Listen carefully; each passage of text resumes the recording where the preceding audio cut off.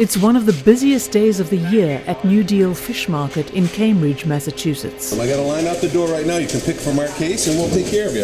It's a market like this one that gave Jacqueline Prawira the idea to develop something special.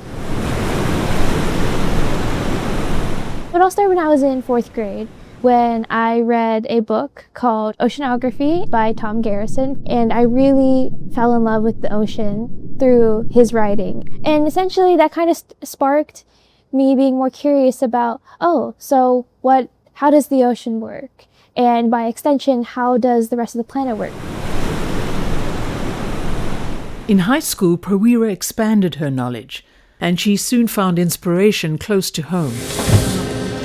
My family and I, we pretty regularly go to the fish market to get fresh fish. And I started noticing when you ask for the fish and they give it to you fresh, they butcher it right there. And there's also just so much of the actual original fish that they discard, and that includes the fish scales.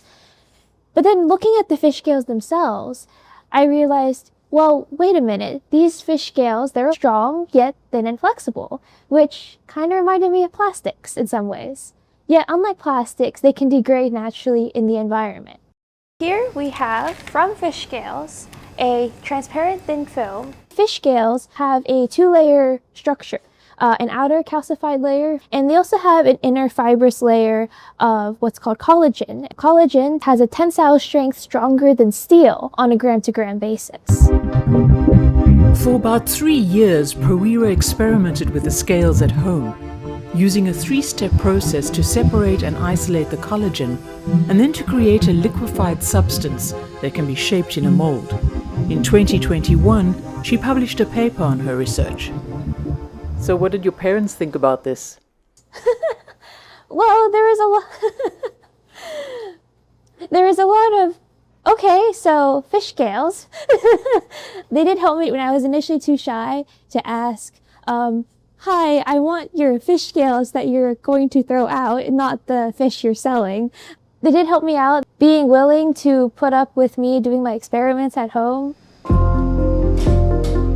Prawira's fish scale plastic isn't unique. There are dozens of companies worldwide making biodegradable plastic-like materials.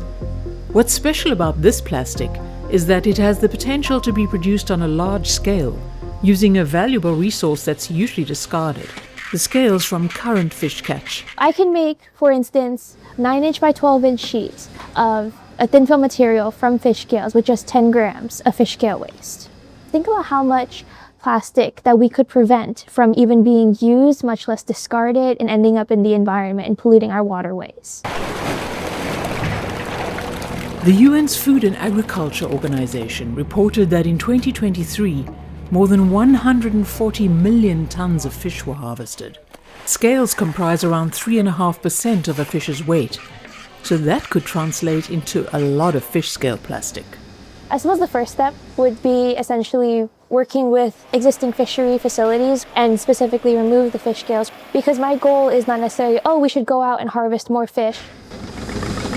Prawira isn't planning large-scale production anytime soon.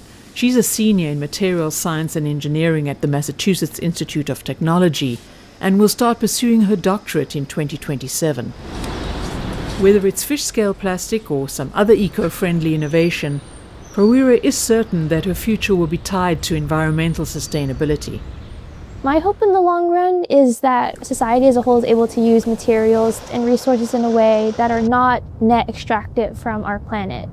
I'm hoping that it takes us a step closer to being really considerate of our materials and our resources and how we choose to take and give from the planet, so that way we can be in balance with the rest of the planet for as long as we may be on this planet, basically.